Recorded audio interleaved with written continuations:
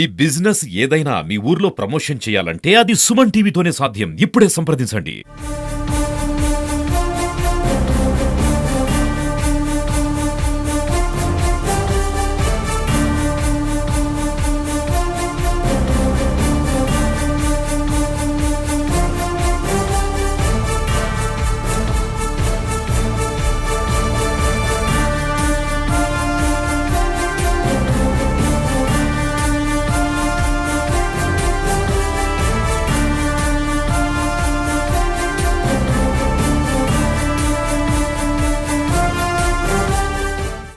ఇక్కడ హాస్పిటల్లో ఒక యంగ్స్టర్ బహుశా 20-25 ఏళ్ళు ఉంటాయేమో తన పిల్లాడికి.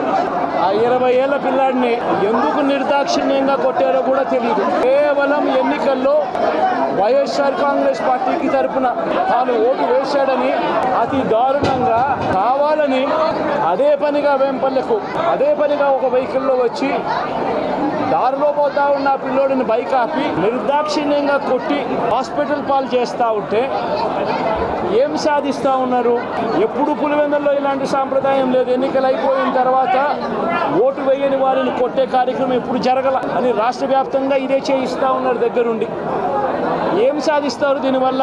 చంద్రబాబు నాయుడు అనుకుంటా ఉన్నాడు తానేదో ఈ మాదిరిగా చేసి భయాందోళన క్రియేట్ చేసి వైఎస్ఆర్ కాంగ్రెస్ పార్టీకి ఓటు వేసిన వారిని కొట్టడం వల్ల ఒక తెలియని ఆనందం తనలో ఏదో పొందాలని చెప్పి అనుకుంటా ఉన్నాడు.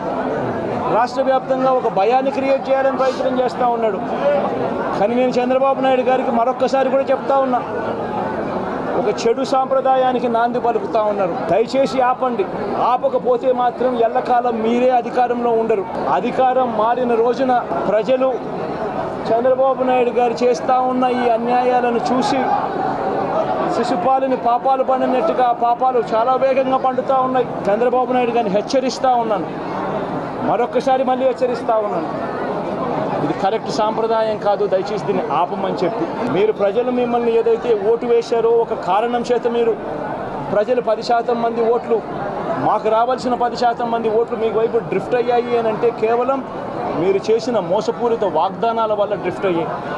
ప్రజలు మీ దగ్గర నుంచి ఎక్స్పెక్ట్ చేస్తూ ఉన్నారు. రైతులు అల్లాడిపోతూ ఉన్నారు, రైతు భరోసా అందక. పిల్లలు అల్లాడిపోతూ ఉన్నారు, పిల్లలు బడులు స్టార్ట్ అయ్యాయి కానీ తల్లులకు అమ్మఒడి కార్యక్రమం ద్వారా వస్తూ ఉన్నది రావడం లేదు. తల్లులు ఎదురుగా ఆశగా ఎదురు చూస్తూ ఉన్నారు. వాళ్ళని చూసుకోండి.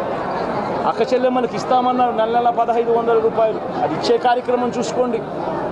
ఇంటింటికి ఉద్యోగం అన్నారు, ఉద్యోగం ఇవ్వకపోతే 3000 రూపాయలు ప్రతి ఇంటికి నిరుద్యోగ భృతి అన్నారు. ఆ పిల్లలందరూ ఎదురు చూస్తూ ఉన్నారు. మంచి కార్యక్రమాలు ఏవి కూడా చేయకుండా రాష్ట్ర వ్యాప్తంగా భయాందోళనను మాత్రమే క్రియేట్ చేసే దుర్బుద్ధిని చేసే దుశ్చర్యను ఆపండి అని మరొకసారి హెచ్చరిస్తూ చెప్తా ఉన్నాం.